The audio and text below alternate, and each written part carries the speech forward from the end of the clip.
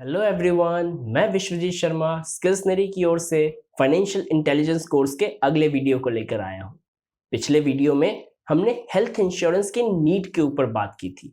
अब इस वीडियो में हम कुछ पॉइंट्स को समझने की कोशिश करेंगे जिन्हें जानकर आपको एक अच्छी पॉलिसी लेने में मदद मिलेगी।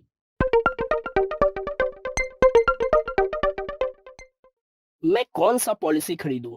ये सबसे मुश्किल और वो सवाल है जिसका जवाब हर कोई चाहता है। But there are no easy answers. The complexity of products, their features and the fine print in policies is so large that it is impossible for an average person to know enough to buy a policy. हम medical cover खरीदते हैं so that जब हम hospital का bill भरें तो अपनी savings को खर्च करने की जरूरत ना पड़े। डील सिंपल है, आप सालाना प्रीमियम भरते हैं ताकि जब आप हॉस्पिटलाइज हो जाएं तो इंश्योरेंस कंपनी बिल का भुगतान करे। But then it is a complicated world. Insurance companies के पास गेम को सेट करने की कला है जिससे आप हार जाएं। इंश्योरेंस प्रोडक्ट इतना टेक्निकल और पेचीदा होता है कि आप सब कुछ जानकर भी कुछ नहीं जान रहे होते। बट स्टिल आपके लिए आसान भाषा में यही सजेशन है कि आप पॉलिसी को 3 भागों में आंकिए। पहला, आप ये देखिए कि पॉलिसी कीमत या प्राइस में कितना खरा उतरती है। दूसरा, आपको बेनिफिट्स देने में कैसा परफॉर्म करती है। और तीसरा, क्लेम करने की सिचुएशन में कितनी सरल है। हो सकता है कि आपको कम पैसे में ज्यादा बेनिफिट्स वाली पॉलिसी मिल जाए, पर अगर कंपनी की पॉलिसी ज्यादातर क्लेम्स को रिजेक्ट कर देती है तो ये पॉलिसी आपके किसी काम की नहीं। So let us unpack this a bit with these 8 points. Number 1, ये जानना जरूरी है कि पॉलिसी की कीमत आज क्या है और फ्यूचर में क्या होगी। मेडिकल कवर की प्रीमियम हमारी उम्र के साथ बढ़ती है। ऐसे में आपको 2 चीजें देखनी है।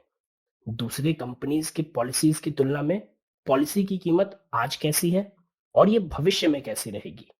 और आपकी पॉलिसी आज सबसे सस्ती हो, लेकिन जब आपकी उम्र 50 या 60 हो तब ये सबसे महंगी हो सकती है। If you are buying from an agent, ask him to show you the price comparison at 10-year differences. That is, if you are 30, ask for the price of the policy as it is today when sold to a 40, 50 and 60-year-old.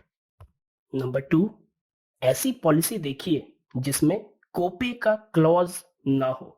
कोपे इसलिए कहा जाता है क्योंकि आप cost का कुछ percentage insurance company के साथ शेयर करने को राजी हो जाते हैं। उदाहरण के लिए, अगर आप 10% कोपे के लिए अग्री हो जाते हैं तो एक्चुअल में आप पूरे हॉस्पिटलाइजेशन के कॉस्ट का 1/10 हिस्सा खुद भरने के लिए लायबल हो जाते हैं। अगर आपका बिल 2 लाख है तो आपको 20,000 और इंश्योरेंस कंपनी को बाकी का 90% यानी 1,80,000 भरना होगा। The presence of an evil copay clause has caused plenty of curses to fly in the direction of insurance companies when the glitzy promises of care turn into castles of sand at the time of a health crisis. Number 3, ऐसी policy देखिए जिसमें कोई सब limits ना हो। सब limit एक limitation है जो कंपनी स्पेसिफिक चीजों के लिए पे करती है। लोग आमतौर पर हॉस्पिटल रूम के रेंट पर एक सब लिमिट होने के कारण ठोकर खाते हैं। रूम रेंट पर 2 प्रकार से लिमिट लगाई जाती है, या तो कीमत से या तो कैटेगरी से। आपकी पॉलिसी में यह हो सकता है कि आपको मैक्सिमम 2,000 रुपए के रूम रेंट को पे किया जाएगा, या आप double occupancy with air condition वाले रूम के लिए एलिजिबल हैं। इसको अच्छे से समझें, नहीं तो बाद में रोना पड़ सकता है।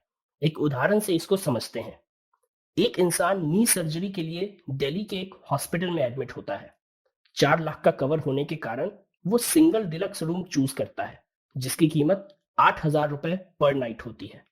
जब पे आउट की बारी आती है तो इंश्योरेंस कंपनी रूम का सारा रेंट देने से मना कर देती है। उसकी पॉलिसी में ये सब लिमिट होता है कि कवर का मैक्सिमम 1% ही रूम रेंट में खर्च किया जा सकता है। सो 4 लाख का कवर होने के बावजूद 8,000 रूम रेंट होने के कारण वो पॉलिसी द्वारा पे नहीं किया जाता। देखने वाली बात यह भी है कि हॉस्पिटल का अधिकतम खर्चा रूम के स्टैंडर्ड के अनुसार आता है। That is, other expenses were also paid in line with 8,000 rupees room, which further reduces the claim amount even more as that hospitals hike charges according to room rent. So इसका ध्यान रखना होगा। Number 4, ये भी पता कीजिए कि आपकी पॉलिसी हॉस्पिटलाइजेशन के पहले और बाद में कितना कॉस्ट कवर करेगी। आप डॉक्टर के फीस, दवाइयों और डायग्नोस्टिक टेस्ट जो हॉस्पिटलाइजेशन के पहले और 3 महीने बाद तक होंगे, उसके खर्चे को भी क्लेम कर सकते हैं। उदाहरण के लिए, नी रिप्लेसमेंट के लिए सर्जरी से पहले एमआरआई का खर्चा और सर्जरी के बाद फिजियोथेरेपी का खर्चा होता है। Check if you can claim these cost. Check the exact amount and time your policy will cover. Number 5, day care procedures का भी पता कीजिए, जिसमें आपको 24 घंटों के लिए हॉस्पिटल में रहने की जरूरत नहीं पड़ती। Procedures and treatment such as a cataract surgery or a surgery for a ligament tear are treated as a day care procedures and are covered. Day care clause को डिटेल में चेक करें कि क्या क्या कवर किया गया है, कितना पे किया जाएगा और क्लेम करने के लिए आपको कितना समय हॉस्पिटल में बिताना होगा। नंबर 6, नो क्लेम बोनस के फीचर को भी देखें। जब आप 1 साल में कोई क्लेम नहीं करते तो आपको इंश्योरेंस कंपनी रिवॉर्ड देती है, आपको नो क्लेम बोनस यानी एनसीबी देकर आपको सेम प्रीमियम के लिए लगभग 10% कवर बढ़ा देती है। मतलब अगर आपका कवर 15 लाख का था और आपने कोई क्लेम नहीं किया तो आपको अगले साल सेम प्रीमियम प्राइस पे 16.5 लाख का कवर मिलता है। नंबर 7, ये पता कीजिए कि कंपनी कितना क्लेम सेटल करती है। 100 में से 95 क्लेम्स से कम अगर कंपनी सेटल करती है तो उस कंपनी से मत खरीदिए। Claims are a tricky area because the companies club together group and individual claims data.